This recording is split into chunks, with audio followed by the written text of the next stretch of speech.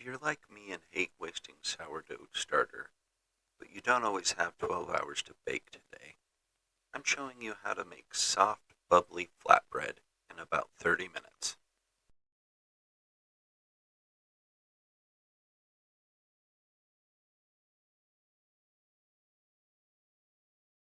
Start off by combining your dry ingredients, flour, baking powder, and salt. Then give that a good mix before adding the wet ingredients.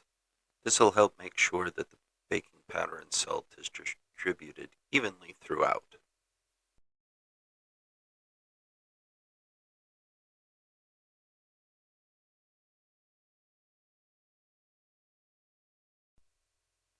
The magic is the combo of sourdough discard and Greek yogurt. It makes these incredibly tender, puffy, and gives them just a little bit of that sourdough tang.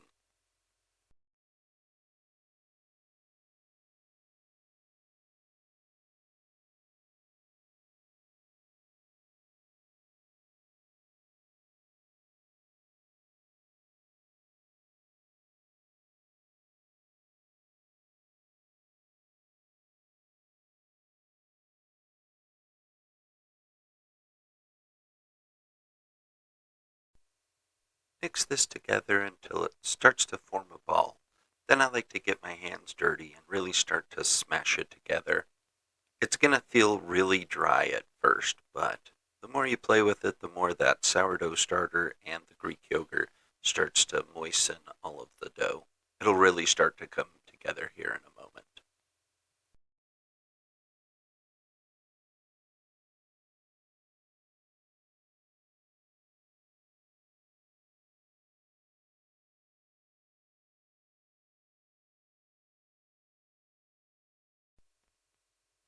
Now that that dough ball has really started to come together, we're going to let that flour absorb all those wet ingredients.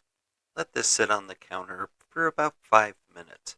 You're going to see this rise a little bit. You're going to see the dough relax a little bit. This is going to make it a whole lot easier to knead.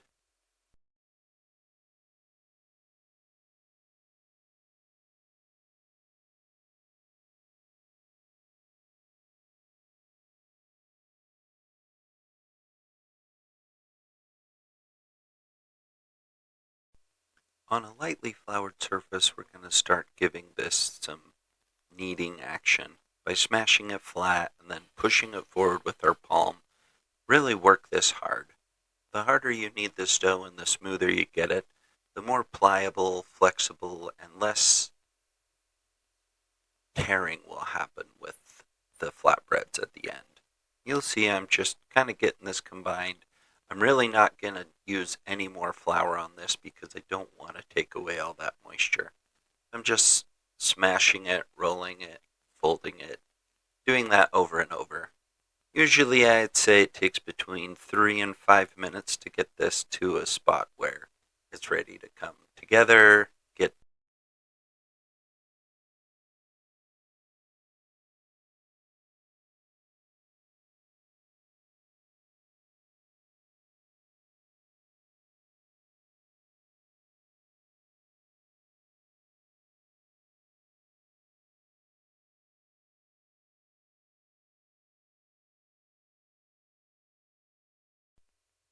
Don't skip the 5-minute rest. It lets the gluten relax so the bread stays soft.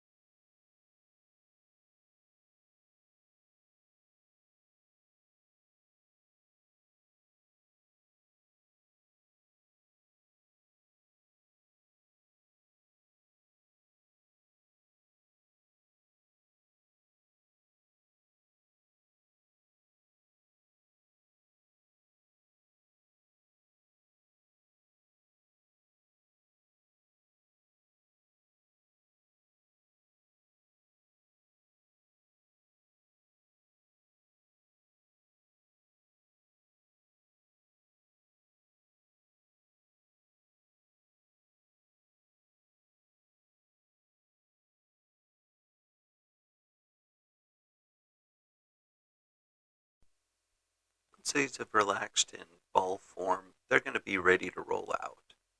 I am the worst when it comes to making these things round, so I'll show you a couple methods. First one, I'm just going to start smashing it out with the pin. You want to go to about a 1/4 inch thick, thinner if you can. The thing here is that if they're too thick, they won't puff, and if they're too thin, they'll be like crackers. So you'll get the hang of it, but you want them to be uh, just thick enough and just thin enough to cook up. Uh, Once you're feeling the dough, uh, you'll be able to figure it out. The other thing I'd say is that this dough is very strong. It is not trying to tear. It's not trying to make a mess. And if you want thicker, fluffier flatbreads, you can let these sit out, not stacked on top of each other, of course, but if you let them sit out and rest for another 10 or so minutes, they'll puff up a little more. Watch for the bubbles. That's the puff. That's what we're looking for. It only takes about a minute to 2 minutes on each side. What you're looking for is consistent bubbles across the surface. Then we're going to flip that over and we're going to go again. Again, you're looking for that puff. You can see that that bread is starting to rise and it's getting up there. You do not want to make these super crispy or anything. You just kind of want this almost tortilla-like pattern on them.